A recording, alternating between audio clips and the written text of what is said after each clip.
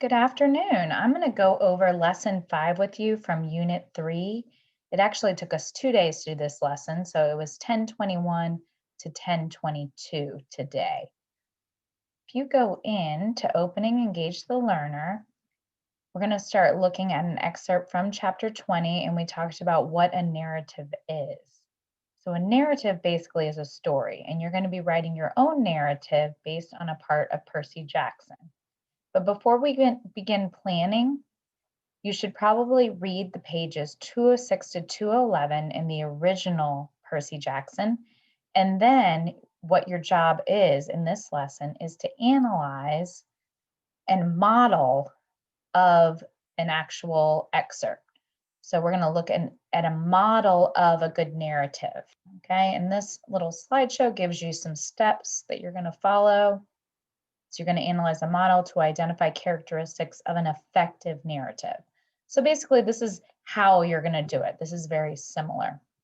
So you're going to go down and you're going to go ahead and model narrative, Greek god Hypnos. And so you're going to click that to make a copy. Then as you're reading it, you are going to be underlining parts that talk about the narrator, the new narrator from the point of view of the new character.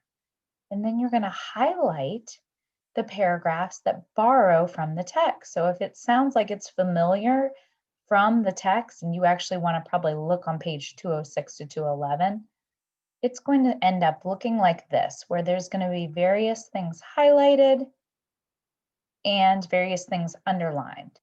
The things that are highlighted are pieces from the actual text, and the things that are underlined are showing that new character, the new character perspective.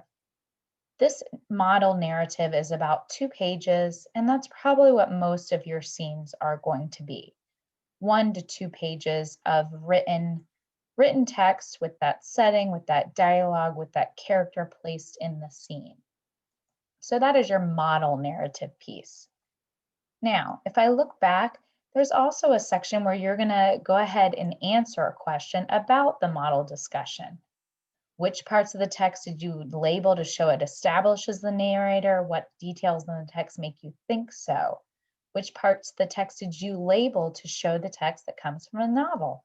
What details in the text make you think so? So be thinking about that as you are reading. How did you know that different parts were from the text? How did you know that it was a new narrator? Okay, and then there's an exit ticket with the narrative writing checklist. So you're going to make a copy of this, and it is going to actually, you're not filling it out yet. You are just going to be looking at it and seeing how it has to do with the model that you read earlier. So the narrative writing checklist has all the characteristics of an effective narrative. Again, you are not filling this out yet. This is going to be something you're going to go through as you're working on your draft of your narrative. So quite a few pieces that are going to go into your narrative writing. And that is going to be filled out in here. You can choose one of these questions. You do not have to do all 3 and put into your text entry box.